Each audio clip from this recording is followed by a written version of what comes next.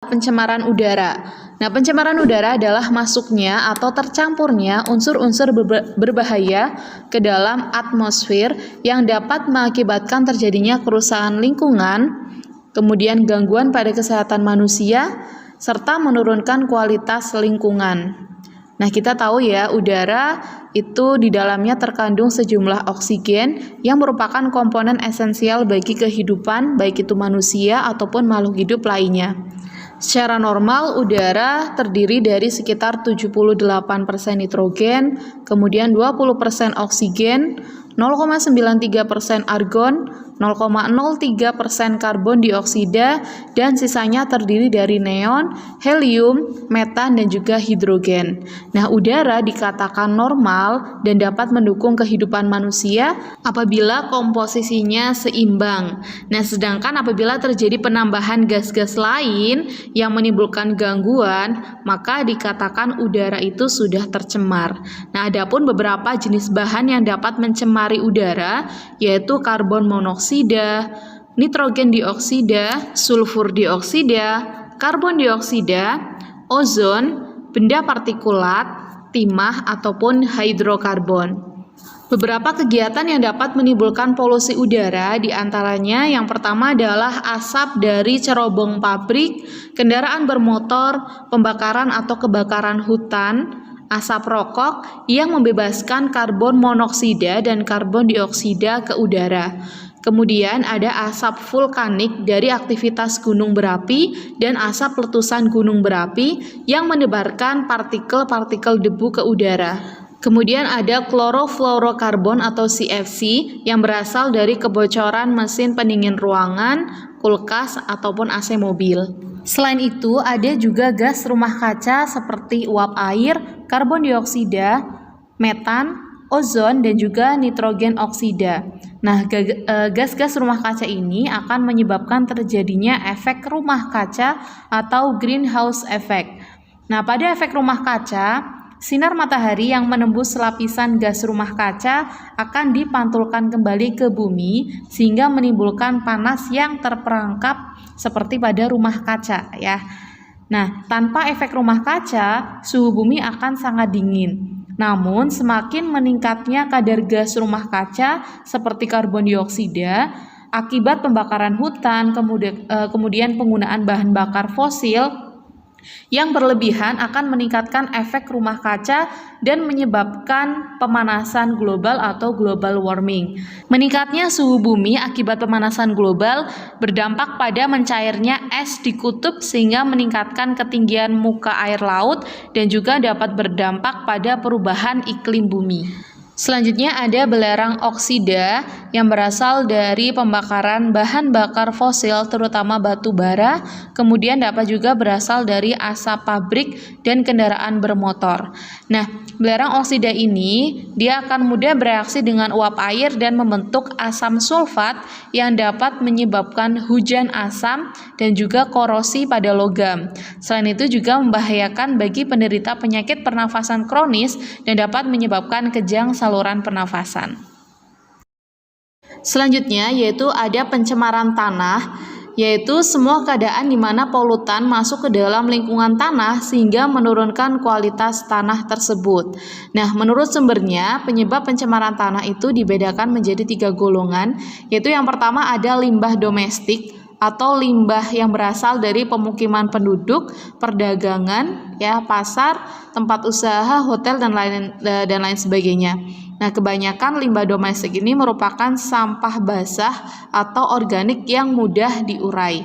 Kemudian ada limbah industri, yaitu limbah padat hasil buangan industri berupa padatan, kemudian lumpur, bubur yang berasal dari proses pengolahan, misalnya sisa pengolahan pabrik gula, pulp, kertas, rayon, kemudian pengawetan buah, ikan, dan lain sebagainya. Kemudian ada limbah pertanian seperti misalnya pestisida atau DDT.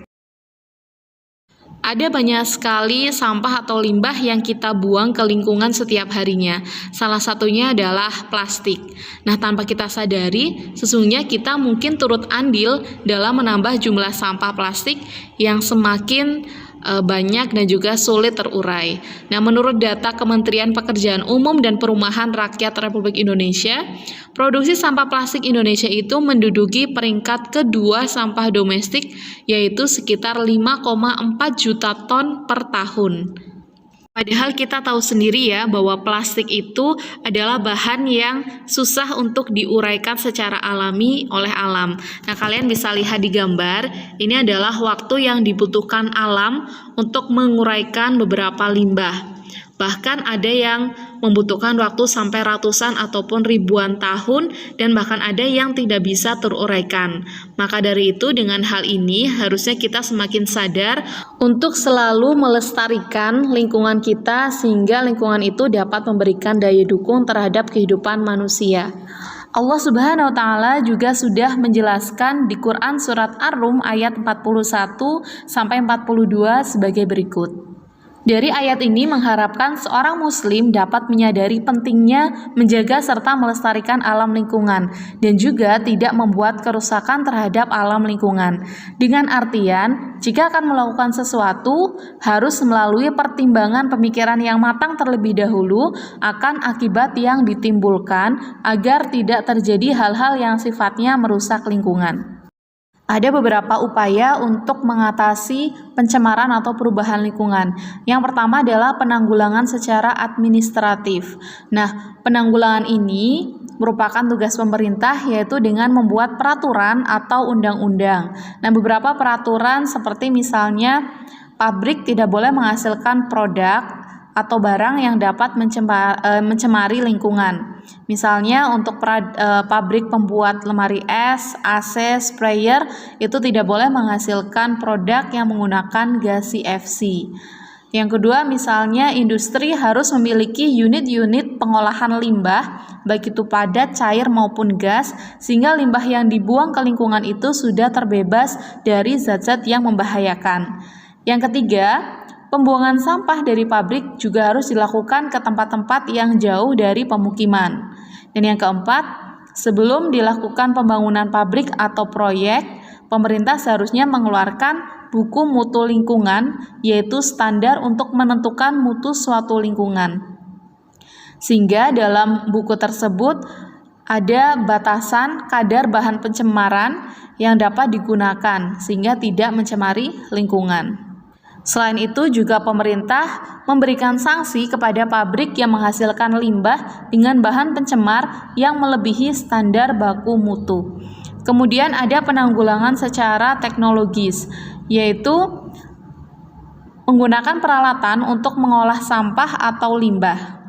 Contohnya misalkan di tempat pembuangan akhir sampah itu menggunakan insinerator, yaitu dengan menggunakan suhu yang sangat tinggi sehingga tidak membuang asap dari hasil industri.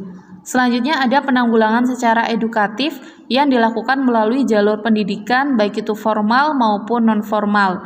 Selain itu juga dapat melalui penyuluhan kepada masyarakat. Selain upaya pencegahan, kita juga bisa memanfaatkan limbah yang ada di sekitar kita. Contohnya misalkan pemanfaatan limbah organik dengan dilakukan daur ulang.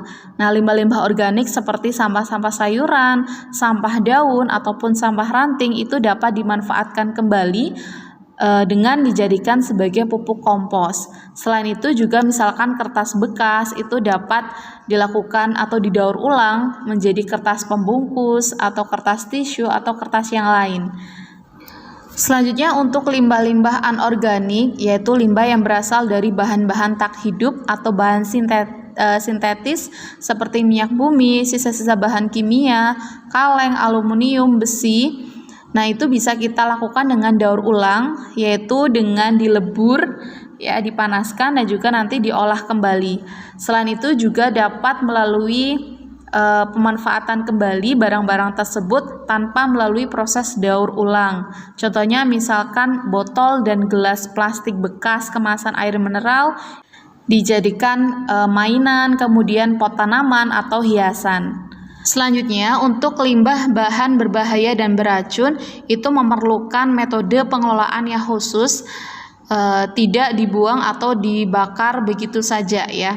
Nah, untuk pengelolaan limbah B3 secara umum itu dengan pengelolaan limbah baik itu secara fisik ataupun kimiawi dengan metode stabilisasi atau solidifikasi, yaitu sebuah proses yang memungkinkan terjadinya perubahan sifat kimia dan bentuk fisik melalui tambahan senyawa pereaksi atau bahan peningkat tertentu yang bisa digunakan untuk memperkecil pelarutan dan penyebaran kadar atau daya racun limbah. Selanjutnya ada pengelolaan limbah secara biologi juga yang dikenal dengan sebutan fiktoremediasi serta bioremediasi, yaitu yang merupakan proses penggunaan jenis mikroorganisme dan bakteri tertentu sebagai bahan untuk mengurai atau mendegradasi limbah B3. Selain itu juga bisa dengan fitoremediasi, yaitu penggunaan tumbuhan dalam proses akumulasi serta absorpsi berbagai bahan beracun dan berbahaya dari tanah ataupun dari air. Penerapan 5R dapat pula kita terapkan untuk mengurangi pencemaran lingkungan. Yang pertama yaitu ada reduce atau pengurangan, yaitu mengurangi pemakaian suatu barang atau perilaku manusia yang dapat mengurangi produksi sampah. Kemudian ada reuse atau penggunaan kembali material atau bahan yang masih layak pakai. Selanjutnya ada recycle atau mendaur ulang,